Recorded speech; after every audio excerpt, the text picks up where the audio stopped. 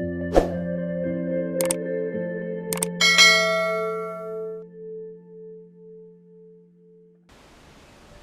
बच्चों, स्वागत है आपका हमारी हिंदी की क्लास में।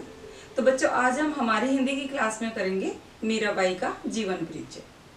मीराबाई के द्वारा रचित पद हमारी 11वीं कक्षा में है आरोह पुस्तक के अंतर्गत। तो उन पदों का सरलार्थ करने से पहले हम करेंगे मीराबाई का जीवन परिचय। तो आइए करते हैं मीराबाई का जीवन परिचय। तो आइए शुरू करते हैं मीरा का जीवन परिचय। मीराबाई हिंदी साहित्य के भक्ति काल की कवयित्री थी। भक्ति काल की 2 काव्य धाराएं मैं आपको पहले ही बता चुकी हूँ, सगुण काव्य धारा और निर्गुण काव्य धारा। तो मीराबाई सगुण काव्य धारा की कृष्ण भक्त कवयित्री थी। कृष्ण भक्ति के इन्होंने बहुत सारे पद लिखे हैं। तो शुरू करते हैं। मीराबाई का जन्म ऐसा माना जाता है कि सन 1498 में राजस्थान का जो मेड़ता है उसके नजदीक एक चौकड़ी ग्राम है, वहां पर हुआ था। इनके पिता का नाम रतन सिंह व दादा का नाम राव दादू था। बाल्यकाल में ही इनकी माता का देहांत हो गया था। तो इनका लालन पालन पोषण आप कुछ भी कह सकते हैं, तो वो इनके दादाजी ने किया था। इनके दादाजी राव दादू वो काफी धार्मिक प्रवृत्ति के इंसान थे।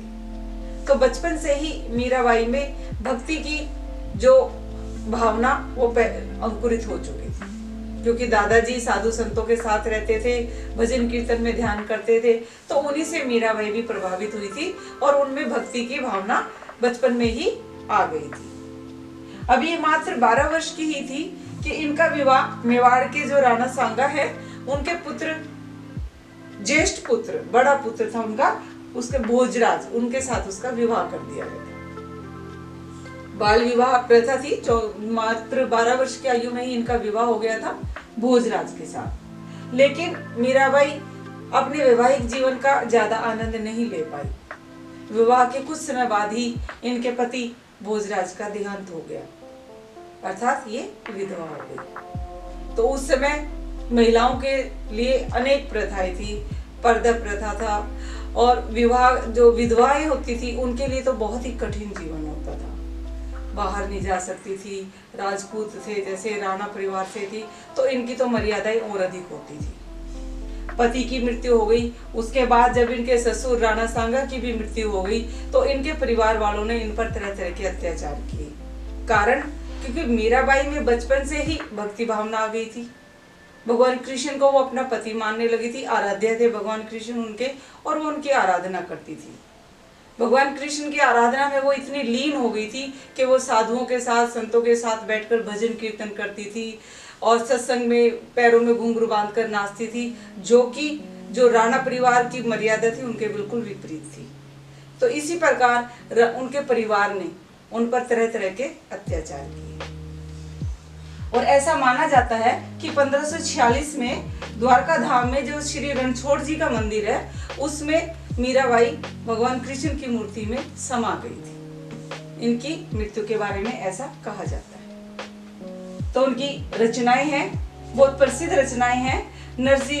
नरसिंह महारो, गीत गोविंद की टीका, मीरानी गरबी, मीरा के पद, राग सोरठ के पद, राग गोविंद, मीरा की मल्हार और फुटकर पद, ये मीरा की प्रसिद्ध रचनाएं हैं। और भाषा तो मीराबाई की राजस्थानी, क्योंकि राजस्थान में उनका जन्म हुआ, राजस्थान में वो रही है, तो उन्होंने अपने पदों में राजस्थानी भाषा का प्रयोग किया है। हाँ, कहीं कहीं उन्होंने ब्रज और गुजराती भाषा का भी प्रयोग किया है। और उनकी जो पद है उनमें उपमा, रूपक और उत्प्रेक्षा अलंकार की तो छटा बहुत ही सुंदर है, बहुत सुंदर छटा है। उन्होंने इन अलंकारों का बहुत सुंदर प्रयोग किया है। तो इस प्रकार ये हो गया मीराबाई का जीवन परिचय, बहुत ही आसान और बहुत ही सरल। जन्म 1498 राजस्थान, मेड़ता के पास चौकड़ी ग्राम।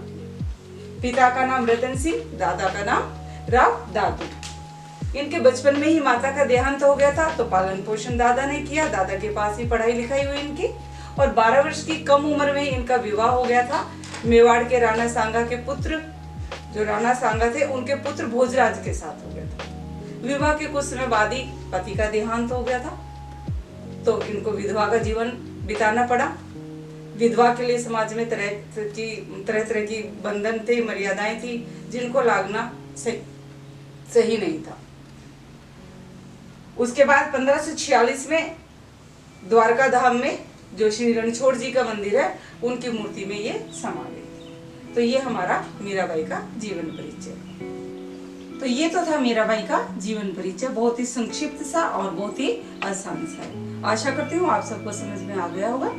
अगर समझ में आ गया है, वीडियो अच्छी लग रही है तो लाइक और कमेंट जरूर कीजिए और मेरे चैनल हमारी हिंदी को सब्सक्राइब कीजिए। धन्यवाद।